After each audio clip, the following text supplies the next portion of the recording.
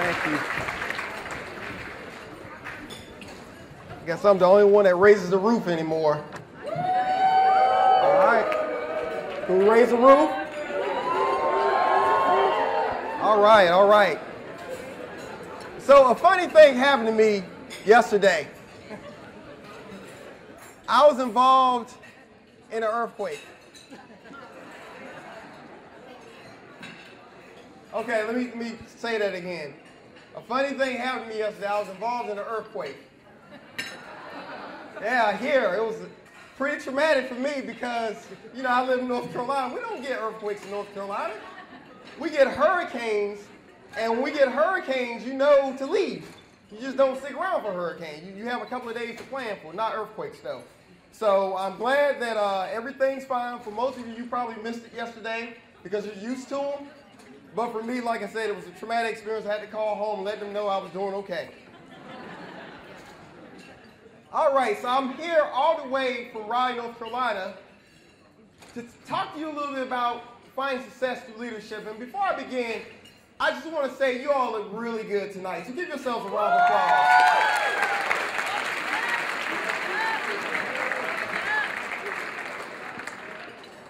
Now, I believe there are typically 3 things you must do in order to find success through leadership. And you don't need a title to do it. That's the great thing about it. Now, before I get to these things, I just want to share something with you. Now, there's a show on television called The Biggest Loser. How many of you have ever seen this show? All right, this is a great show. For those of you who have not seen the show, it's a show for folks who have trouble managing their weight, so they go on the show in order to lose weight and also to be inspired. So a few months ago, I was watching this show, and they wanted to see how former contestants were doing. So one of the former contestants, they went to talk to, and they found that he had gained all the weight back. And then some. So then they asked him, you know, what happened, man? Why did you gain all the weight back? He said, I no longer had a coach, and I couldn't pick myself up from failure. Now, how can we continue to find success in leadership if we are afraid of failure? You know, a lot of people don't try to take on leadership positions because they're afraid of failure. But failure is actually a transformative process if you choose to learn from it. As my bio suggested, yeah, clap for that. Failure is not permanent, it's part of the process. You know, as my bio indicated, I failed both the math and the writing placement test when I first started community college. And I was going to transfer. But I decided to stay because I was not defined by my failure. I actually was transformed by my shortcomings and my failures. You see, one thing to understand is this. Failure is information. And every time you fail, you actually get closer to your desired outcome.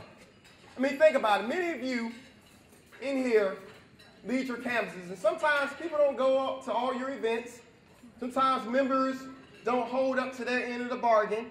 I mean, a lot of things happen, but it doesn't mean that you're a failure. It just means that you have to re-strategize. I want you to turn to the person next to you. I want you just to simply say, failure.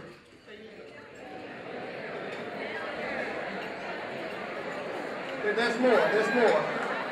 There's more. It really is. Failure isn't permanent. It's just a part of the process.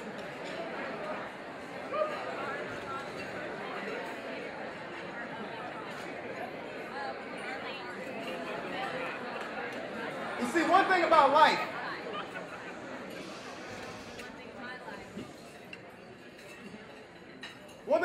life doesn't require you to be the best. Life only requires that you try. That's all life wants of all of us.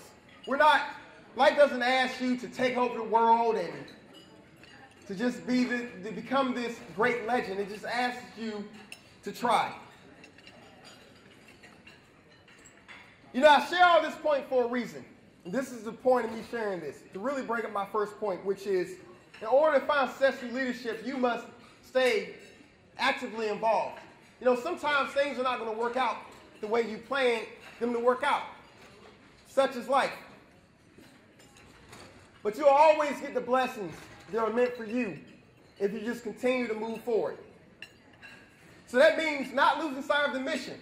And all of you here have a mission to accomplish. I've heard a lot of things since I've been here. I just want to simply say, it's not about you. It's not about your position. It's not about your title. I'm going to say that one more time because somebody asked me.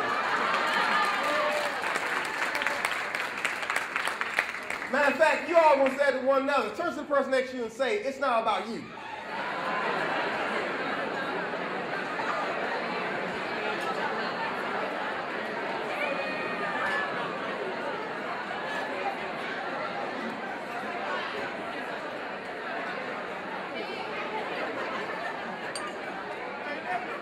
I see some of y'all wanted to say that all day. Then I got real happy with it. It's not about you. Hey. I don't want to bring out too much emotion here. We just in day one of the conference. But what it comes down to is, it is simply about your service. You know, I have a program called Connect 5 College Completion Program, and the motto for that program is get connected, stay connected, graduate. As student leaders, your job is to connect. Your number one job is to connect your students to your campus. Now, sure, that may come in the form of planning events and telling administrators what you think they should do. But it's all about connecting the students to the campus, because if you can connect the student to the campus, you're helping them become part of the community. And if they become part of the community, they have a more likelihood to stay at your school. So that's really what it's about. That's why you've been called to do what you're doing.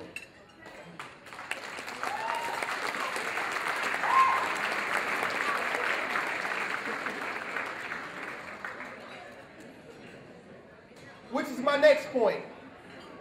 In order to find success in leadership, we must understand that we can't do this alone. College is not a solo journey.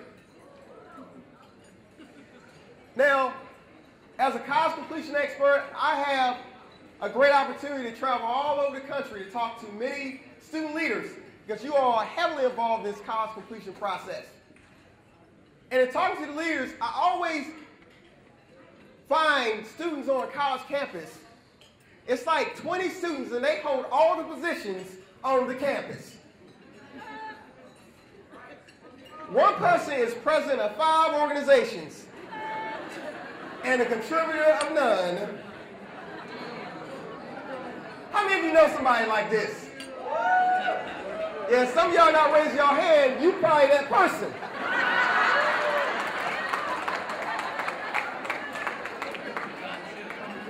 You got to give other people a chance to serve. These are what you call student leaders, but not leading students. And let me tell you the difference. You see, a student leader just holds positions. A leading student has influence. I'm going to say that again, because I think some of y'all,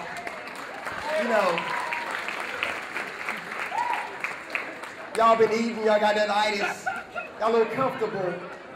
Let me say that again. Student leaders have positions, and leading students have what?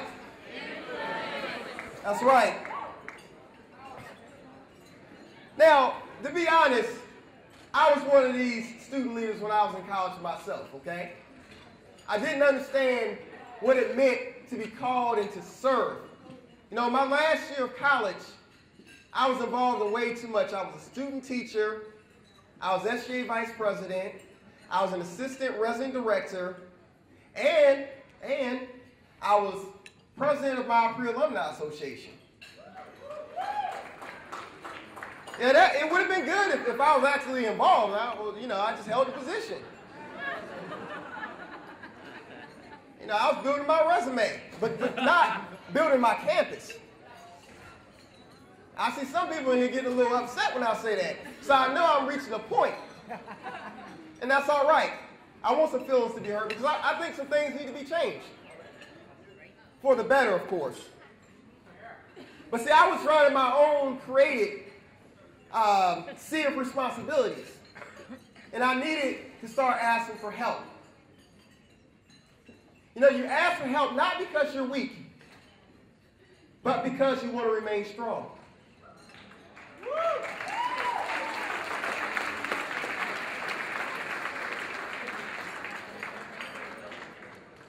So what does this have to do with you? You're probably asking. Don't be fooled that this is some type of individual effort. It's not about you. In order to have success in leadership, we all must continue to work together to make our campuses better. And everyone here has a special part. Everyone here has a special role. Don't let your title or your position get in the way of contributing to your campus.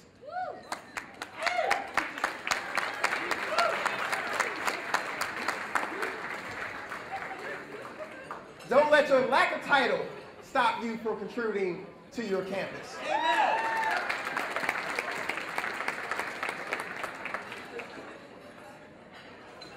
Because ultimately, in order for us to find success in leadership, we must understand that everyone in here, all of you, we all make a difference. We all make a difference. Woo! Yes, amen, brother. Yes.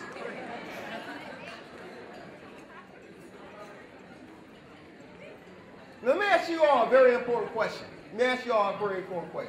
I need everyone just to sort of, 1 second, just be quiet. This is a very important question I need to ask you all. Y'all ready for it? I want you just to lean up. Just lean up for me. All right, the question is this. Who is the most important person in your organization? Now, wait a minute. Some of y'all are getting real quick to answer. You're naming government names. Chelsea, Mark, Rick James. I don't want you naming names.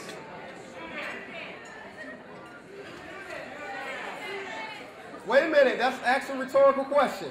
But I'm happy you said students. I want to tell you a story that was in a book that I read called Teaching the Elephant to Dance. And the book is about an author who decided to follow a famous heart surgeon around one day. His name was Dr. Denton Cooley. Dr. Denton Cooley, on his rounds, he stopped to talk to a man who was mopping the floor. And they talked for probably about 10 minutes before Dr. Cooley went to the operating room. And as the author observed this, he went up to the man who was mopping the floor. He said, "Wow, you and Dr. Denton Cooley were talking for quite some time." He said, "Yes, Dr. Cooley and I, we talk quite frequently." And then the author said, "Well, what exactly do you do at this hospital?" The man replied by saying, "We save lives." We save lives. You see, in the best organizations, it's not about me, it's not about I, it's not about us, it's not about them. It's about we. It's about coming together and understanding that everyone plays a pivotal role in the success of the organization and a pivotal role in helping the people that you've been called to help. So when I ask you who is the most important person in your organization, the answer is everyone. All of you. One person is not better than the other. The president can't do the job if they don't have a secretary, vice versa. All the secretaries about to start clapping now. That's right. Tell them.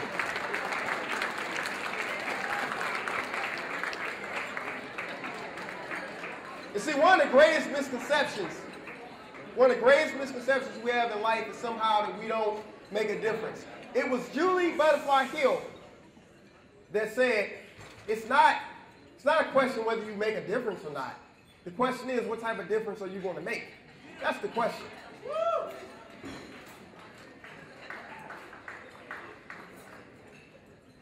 And you know what? All of you here have something special to offer, whether it be a kind word, whether it be quality time, whatever you want to do. All of you here have something special to contribute. You know, there's a book that's called The Five Love Languages. How many of you have read this book or know about this book? Okay, a few people. Okay. That's good for me because I can tell you a little bit about how great this book is. This book was written by a man by the name of Dr. Gary Chapman. Dr. Gary Chapman was a marriage counselor for about 30 years. And in his counseling married couples, he noticed that there was sort of a reoccurring problem that people weren't really understanding each other because they failed to recognize a person's love language.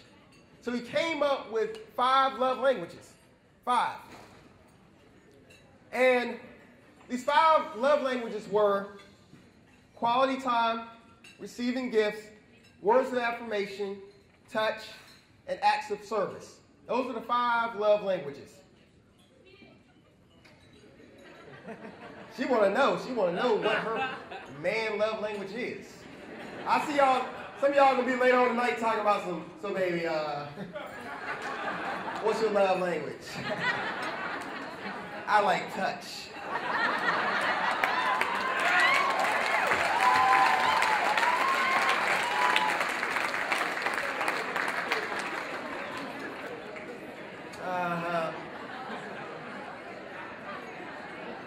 Some of y'all just need some words of affirmation. That's it.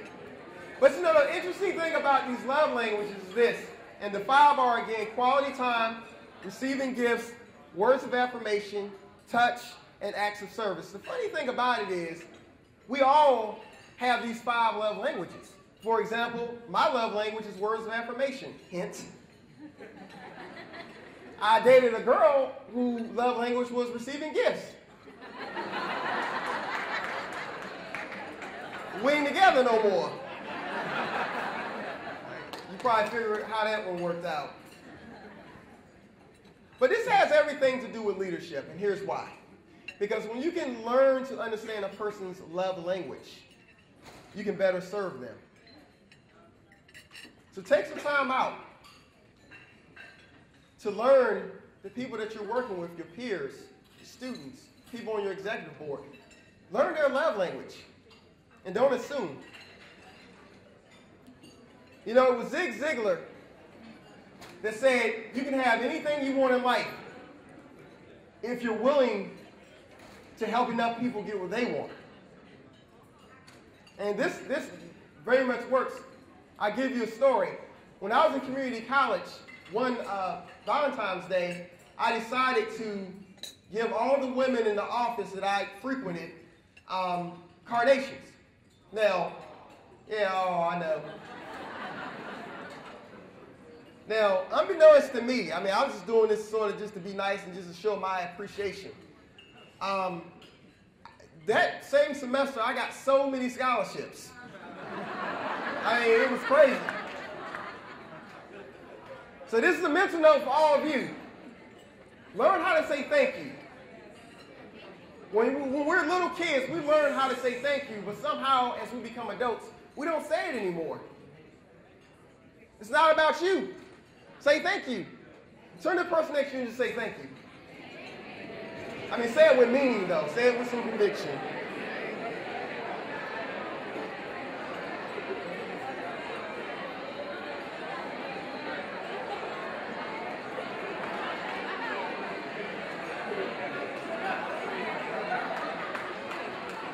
I see some of y'all practicing touch. The love language. Thank you. How you doing?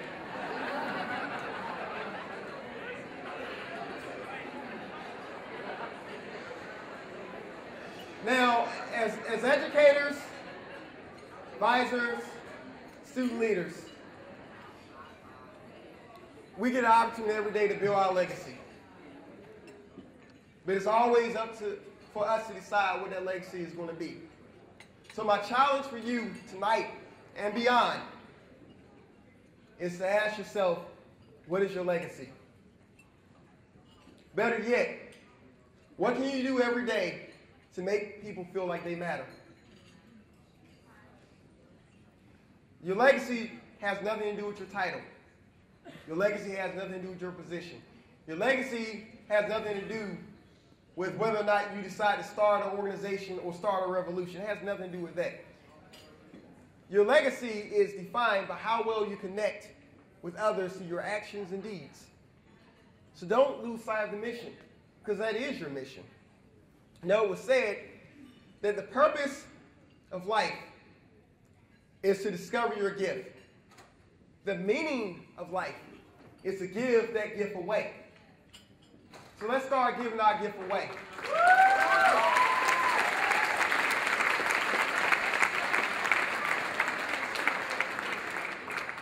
I want to close out. I want everyone just to kind of get on their feet for me, please.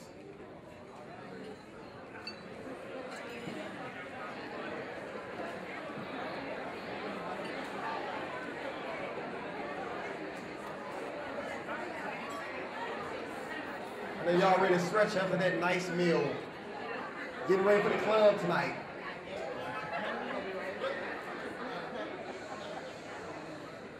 All right. Some of you are already doing what I want you to do. I want you just to put your hands up in the air and wave them like you just don't care. Yeah. All right. Now straighten those hands out. Just straight up. Not like you're getting arrested, though. Don't do that. You're not getting arrested. Some people just like. All right. I want you to go as far, as high as you can go. I want you to make a bar. Make a bar. Like this. All right. This is the standard, y'all. We set the standard on our college campuses. We set the standard. Never forget that. It is you who set the standard. Not other students, but you. Now, I want you to simply go as high as you can. Stand on chairs. Do what you got to do. Oh, yeah. Yeah. And I don't tell people not going to write me back. That's all right. That's all right. Raise it up. Raise it up. Raise it up. All right. Now I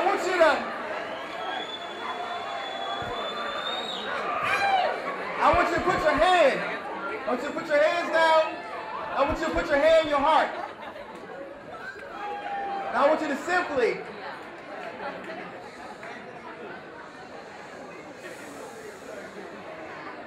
I love it. She all about to fall out the window. I love it. She's into it. Put your hand on your heart. Now, a lot of you grew up reciting the Pledge of Allegiance. But my question is, have you ever taken the Pledge of Allegiance to yourself? I want you to just repeat after me. I pledge allegiance, to myself, and to who I want to be. I can make my dreams come true. If I believe in me. I pledge to serve others and learn the things I need to know to make the world a better place for future generations to grow. I pledge to keep my dreams alive and be all that I can be. I know I can. And that's because I pledge to be the CEO of me. Give yourselves a round of applause.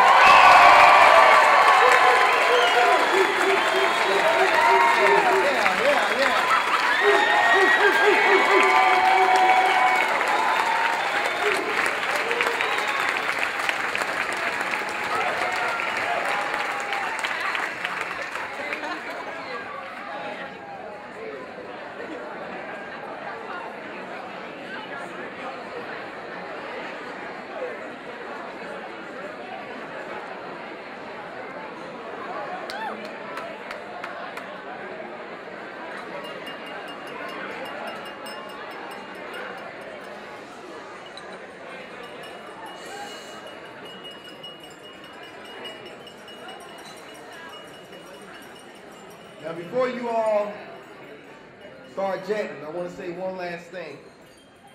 Some people tipping out here like I don't see them. I see you. I'm going to see you in my workshop tomorrow, too. We have work to do. We got people on Wall Street protesting because they want jobs. We got poverty here in America and all over the world. People waiting for y'all. You all are the ones that are waiting to come through and lead.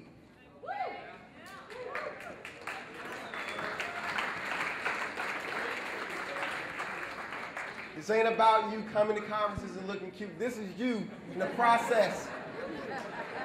I'm going to talk about you because I'm going back to Raleigh.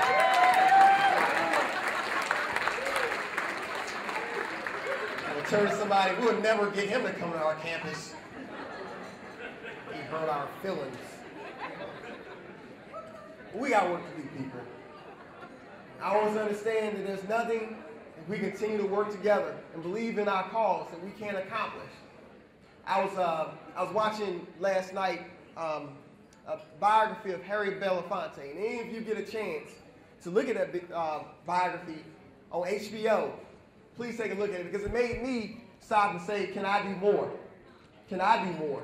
To student leaders, I'm challenging you to all go back to your campus and your communities and do more. And be the change that you want to see in the world. Thank you, and God bless.